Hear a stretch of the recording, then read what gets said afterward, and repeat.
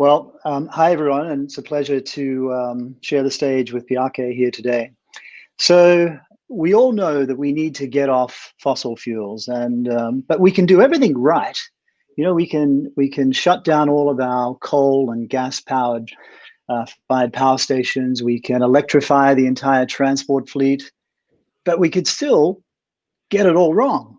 So how could that be? Well, partly because this clean green transition is very mineral intensive.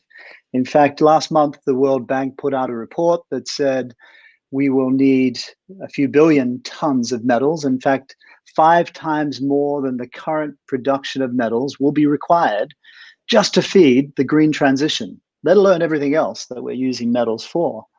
And why is that? Well, we know that an electric car requires a lot more metal than a combustion engine. And generating a megawatt of power using wind is a lot more metal intensive than the same amount of power out of a coal powered station. But there's some good news. The good news is, of course, that metal is recyclable, providing we do the right things. But the bad news is that the clean transition is only one of the demand drivers. You know, the other demand drivers are the industrialization of the developing world and the fact that we'll have some billions of more people on the planet. So we're going to need more virgin metals in the system. And it feels like we're playing a game of whack-a-mole. You know, we whack down fossil fuels and up pops another extractive industry in the form of metals. So we're exiting fossil fuels and we're entering the age of metals. But are they better? Well, we do know one thing, and that is the geopolitics that was such a heavy behind the scenes mover for the oil and gas industry will be play a bigger role in the green transition metals. Because if you look at the top concentration, the top 3 countries in each of those battery materials, then it's in very few hands. And if we look at the battery supply chain for lithium-ion batteries, which is pretty well what's going to drive the automobile green transition, it's heavily dominated by China. They've been very ahead of the curve. America behind the curve. So geopolitically, everyone's making a move to solidify their own supply chain. So we focused on for this report today, we're focusing on electric vehicles, and we know that they're very metal intensive. And in fact, there's about 155 kilograms of those 4 metals, copper, nickel, cobalt, and manganese, that goes into a medium-sized electric vehicle. And so my company, DeepGreen, commissioned a detailed life cycle analysis around what are the impacts if we continue to source our metals from terrestrial mines, as opposed to looking for an alternative, and in our case, nodules. And so on Earth Day, we launched that, which showed, and some of those findings I'm going to share today. One thing we do know is that we're going to disrupt a lot of land and biomass. In fact, and all of my diagrams are to scale, but we're going to use 155 kilograms of those metals in one electric vehicle. But to get those off terrestrial mines, we'll use 156 square meters of land, and we'll destroy about 570 kilograms of biomass, plants and animals. Because land-based resources are very 3D, and they come out of some very biodiverse habitats. And carbon is one of those very topical points. Even though it's only 156 meters squared, the fact that they are 3D means that we will release 9,300 kilograms for every car that we make these battery materials for. And we'll forego the opportunity of sequestering another 2,000 kilograms of CO2 from the atmosphere. So the other challenge is, of course, that these are the #1 producing countries for each of those metals. Nickel, main country producing is Indonesia. It's the 3rd most biodiverse area on the planet. And cobalt, #1 producing country is the Congo, which is still littered with child labor problems. And so we're processing a mountain to get a speck of these battery materials. And so we need 155 kilograms. But to get that, we've got to treat 25,000 kilograms of metal-bearing ore. And then before we even get to the ore, we've got to move aside all of the waste material. So it amounts to 64 tons of material just to secure that 155 kilograms. And what do we do with it? Well, we stack it into piles, or even worse, we tip it into our oceans, and we generate tailings, because land-based resources have lots of nasties like mercury and arsenic, and we have to store those tailings forever. Sometimes it doesn't work. Even the most respected names in the world have had challenges in keeping these tailings dams under control. And even worse, lots of controversy now that in Indonesia, they'll be tipping their tailings directly into the Coral Triangle.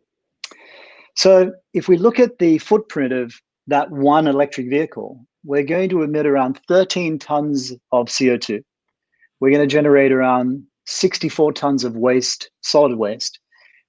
We're going to generate 58 tons of toxic material that's going to have to be kept in tailings. And we're going to use about 45,000 liters of water for every car. So now we go to, on a bigger scale, if we're going to put it into context of what metal would be needed to transition 1 billion EVs. And so we said, well, everyone knows Central Park. So if we covered Central Park and we raised it 5.4 meters, that's how much metal we need. But we'd have to mine all of New York State and all of Connecticut just to produce that amount of metal. So, and then the biomass story is even worse. We would destroy around 570 million tons of plants and animals. And just to put it in context, if we took the biomass of 7.8 billion humans, it would amount to about 70 million tons. But we're going to destroy 570 million of plants and biomass animals. And we're going to dip into our carbon budget. We'll generate 13 gigatons of CO2 out of our budget of 222 if we're going to strive for that 1.5. So the footprint is pretty nasty. 13 gigatons of CO2, 64 gigatons of waste, and 58 gigatons of toxic tailings, and 45 gigatons of water, all to make the battery materials. So we kind of need to upgrade our material operating system. So what do we need to do? Well, clearly one of the things we should do is reduce demand. And so when you look at our white paper, we modeled it on 1 billion vehicles, and there's about 1.4 billion passenger cars out there now. And with growth, you could assume that would grow. But we said, no, let's say we can reduce it through higher utilization. We can also try and clean up the terrestrial mining industry now. So we looked at that, and we can promote the circular economy. That's a must do. And then we can make sure that the great industrial processes, that once we're finished with them, can be used for something else. So, okay, let's say decarbonizing virgin metals today. Well, tailings dam treatment will get better, and you can use renewable power and recycle the water. But the fundamental problems with terrestrial assets is that they have falling grades. So the amount of material you've got to handle to get the same amount of metal falls every year.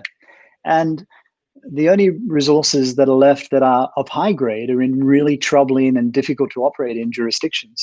So that's kind of challenging. Look, if we took this from a planetary perspective and reimagined, if we had our time again, what would we do?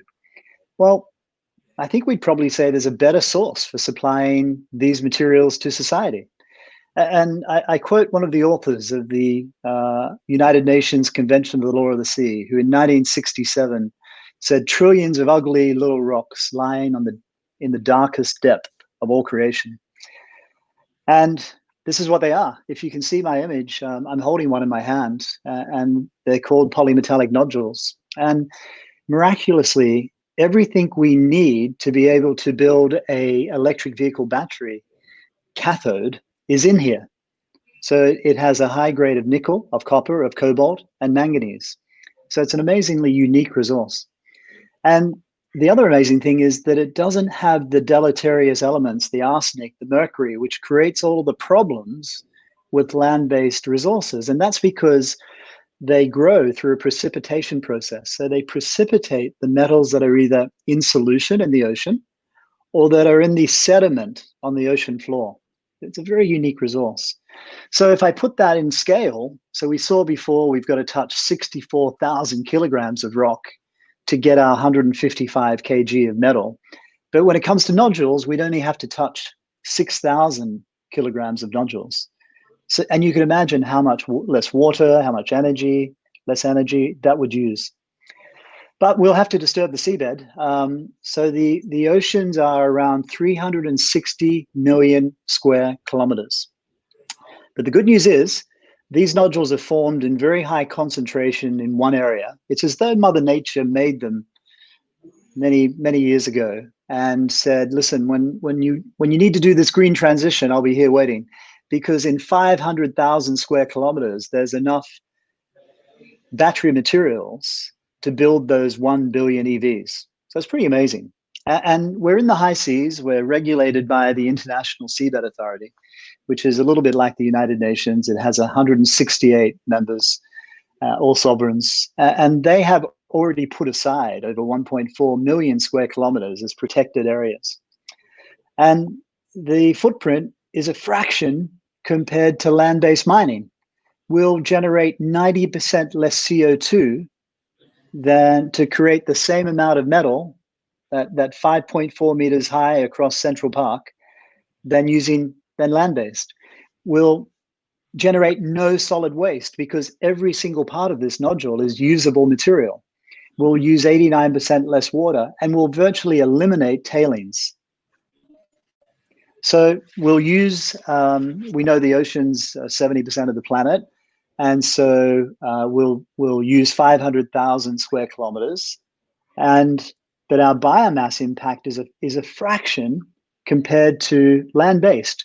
In fact, we said before 570 million tons of plants and animals compared to 42 million tons of biomass that we disturbed by collecting nodules, and 90% of that is our terrestrial footprint for building our processing plants. So people often say we know more about the moon than the depths of the ocean. Well, it's not true. We actually know a lot about these nodules because they were discovered way back in the 1870s. There's been more than 170 cruises under the name of science and discovery. There is no mining happening. It's all about, or collecting, it's all about ocean research at the moment. Our own company, DeepGreen, has completed 7 of those studies, and our boat is constantly out in the area. And so as an organization, we have a massive focus around the environmental impacts, and we have more than 100 discrete studies that are underway right now involving some of the world's leading ocean research institutions and leading scientists to make sure we come up with the right answers about the impacts. And one of the things that really excites me around this project is that, you know, there's lots spoken about the nations that have contributed least to global warming are the nations that are impacted most. And there's no better example than island nations in the Pacific Ocean, because we're lucky to count 3 of them as our sponsor in this project, Nauru, Kiribati, and Tonga. And for them, it's an opportunity of participating in a future industry. They are entirely dependent on the ocean. But this is an opportunity of creating jobs and some economic prosperity in the future. Of course, we want to stop mining altogether. We are total devotees to closing the loop. And the good news there is that using blockchain and other distributed ledger technologies, we can keep an accurate track on where those materials are in the cycle. And also imagine having an accurate record of this nodule, where it was sent, what car it ended up in, or which mobile phone it ended up in, and then when it goes back into the system for recycling. We think of it as atoms as a service. It's the future in our view. And then, of course, it was about reusing the infrastructure, and that's where I'm so thrilled to have Bjarke with us today, because I think Bjarke is one of the world's leading lights when it comes to industrial design and architecture. And we asked him to come and help us solve this issue around how do we make our processing plants fit into society? How do we make our harvesting machines the gentle giants that they need to be? And the one thing that really excites me is floating cities, because we will have hundreds and then thousands of people working on these production platforms. And I see a day when they don't say goodbye to their family for 2 months, but instead they live on these platforms and they go to work on our production and ocean research platforms, and then they go home at night and their children will be schooled there. They'll live in truly closed loop society. And that's important because it will be an idea that's entirely extendable to those that are going to be most affected by rising sea levels. And we need to find something somewhere for people that are being dislocated. And I think the number is 90% of coastal communities will be severely impacted by rising seas. So we need a solution, and in that we're going to work closely with Bjarke. We're very excited about our partnership, and now's a great time to hand the mantle to you, my friend. Fantastic. Thank you, Gerard. It's captivating, and it is incredibly necessary to since you can say that the side effects of our way of life as human beings are by now having planetary consequences. So we also need to start thinking about the supply chain for this necessary transition to renewable energy at a planetary scale. But maybe just, I don't know if you can see my first slide. I'd like to sort of tell you the kind of journey that brought me to finally having these conversations with Gerard. Our first project almost 20 years ago was the Copenhagen Harbor Bath, that celebrated the fact that the water of the port of Copenhagen had become so clean that you could swim in it. So we've done a few of these baths now, extending the life of the city into the water around it, and it did dawn on us that there was maybe something bigger at stake here, that maybe a sustainable city or a sustainable building is not only great for the environment, it's also much better, more enjoyable for the people living in them. So we call this idea of sustainability hedonistic sustainability, that sustainable cities and buildings are actually not just great for the environment, they're great for the lives of the people inhabiting them. And just a few examples. A few years ago, we completed the main headquarters for the main energy company of Shenzhen in China. It's essentially a very large workplace where we could design the facade like a pleated dress, almost like an Issey Miyake fabric. So facing the predominant direction of the sun, it's all opaque. Facing away from the sun, it's all glass. And this very basic idea, you can sort of expand and contract, but with the same logic. You can create larger openings, you can create entrances. As you glance across the facade, it transitions from transparent to opaque. But most importantly, it reduces the energy consumption related to thermal exposure and glare by 30%. So you can say what makes the building look elegant is also what makes it perform elegantly. Most recently, we completed, let's say, our strongest example maybe of this idea of hedonistic sustainability. It's the building here in the foreground. It's a waste to energy power plant that is so clean that it is the cleanest waste to energy power plant in the world. There are no toxins coming out of the chimney. It does emit a tiny bit of CO2, but much less than the power plants it replaces. In fact, it's so clean that we could change people's ideas about what a power plant is. We could turn its roof into an alpine ski slope. We could turn its giant facade into the tallest climbing wall in the world. So this is let's say, a serious building that provides the power for the city of Copenhagen and some neighboring municipalities, but it's also an inviting bedrock that you can actually climb You can take an elevator up inside this kind of man-made mountain and glare at the marvel of modern engineering on the inside. You can see almost like an X-ray of the life or the thermal activity inside on the outside. And I think most importantly, the entire roof is this alpine park where the Copenhageners are free to hike and mountain bike and to ski. We don't have the snow that you have in the Alps, and we don't have the mountains. So we have made it all year skiing. You can see the grass is growing through a skiable surface. And just to give you an idea of how it works, this is when we were still putting out the surface. You can see the grass has not yet sort of come out through it. And you can get a sense of what it feels like. It's basically like skiing on a newly groomed slope. So it has the same friction and the same grip as a newly groomed slope. But this is like this kind of world-changing capacity of architecture that my son is now 1.5 years. He won't know that there was a time when you couldn't ski on the roof of the power plant. So his entire generation are going to take for granted that, of course, the waste is turned into energy and district heating. And of course, it happens without a negative impact on the environment. And he'll think of power plants and industrial buildings as places you go for fun. So, so here you see this kind of almost like new sort of friendly character on the silhouette of the skyline of Copenhagen. Next to it, our smallest project is we co-founded a small company that is upcycling decommissioned shipping containers to create student homes assembled in Poland, dragged across the Baltic Sea, docked in the heart of Copenhagen.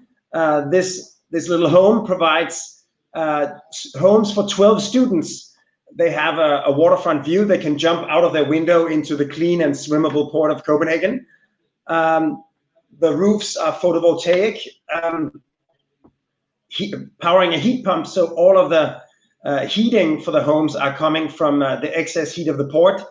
There's now another 6 of these have arrived in Copenhagen. And we have plans to create these little floating communities in Sweden as well as in Copenhagen. And looking at ports, a lot of things are happening in ports. This is Manhattan after Hurricane Sandy came and wiped out all of Lower Manhattan.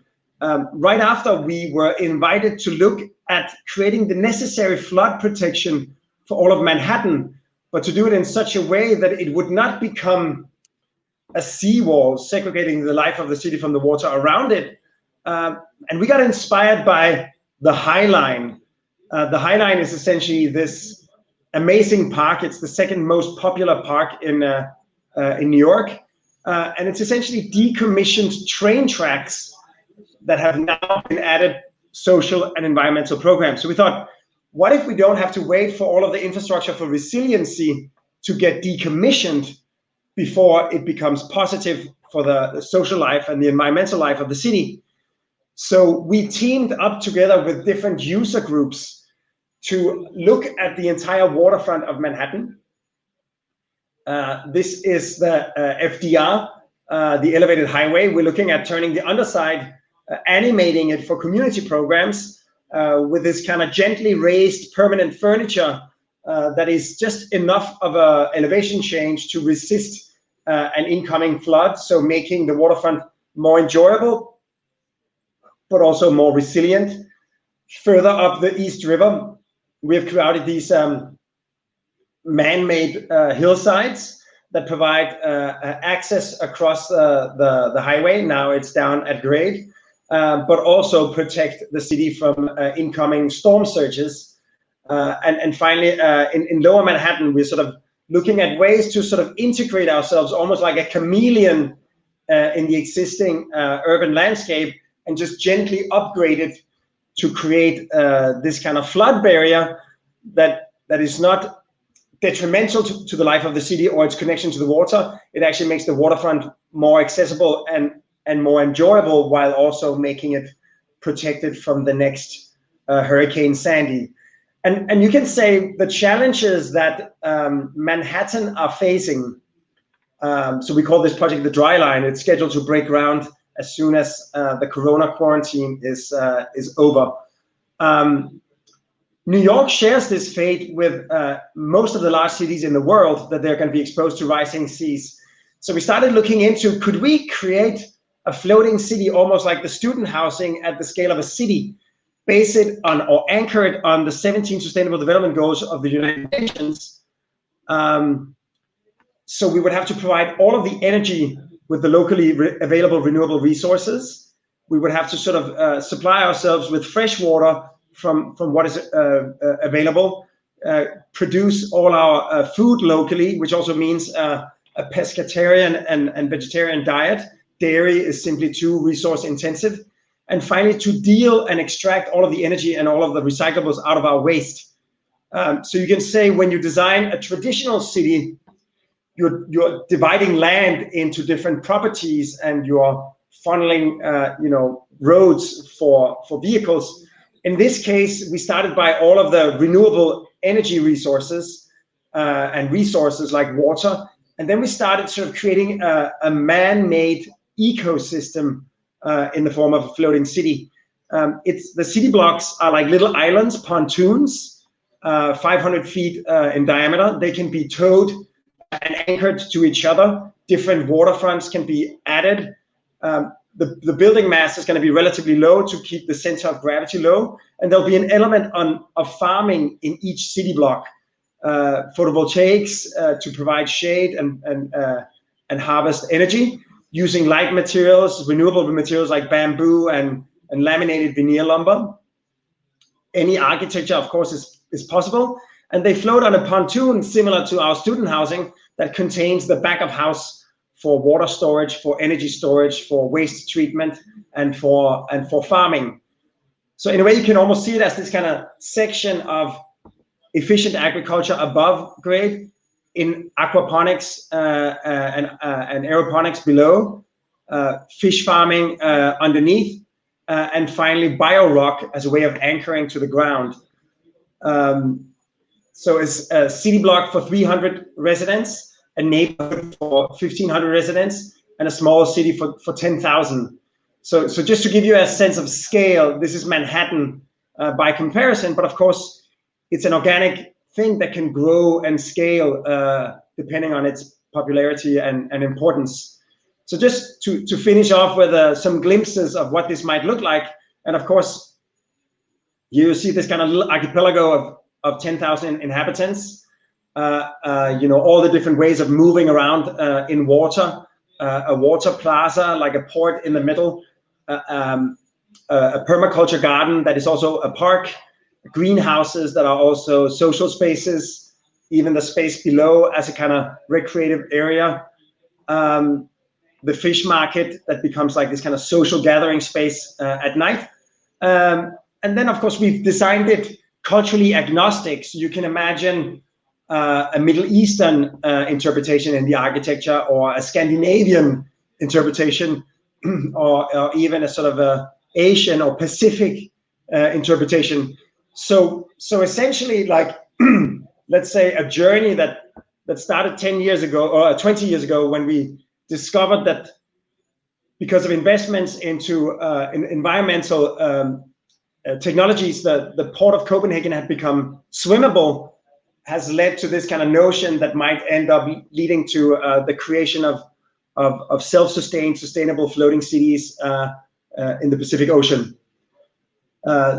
So maybe on that note, back to you, Gerard.